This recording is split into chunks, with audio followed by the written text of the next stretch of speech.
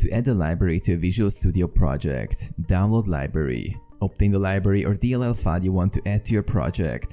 This could be a third-party library or your own custom library. Include in project directory. Place the library file in a suitable location within your project directory for easy access.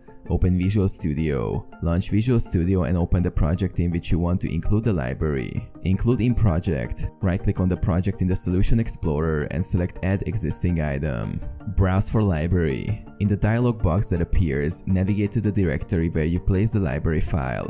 Select the library file and click Add. Adjust references. If the library requires specific references or dependencies, ensure those are also added to your project. Right-click on References in the Solution Explorer and choose Add Reference. Browse and select any necessary dependencies for the library. Code implementation. Now, you can access the functionalities provided by the library within your project by importing or referencing it in your code.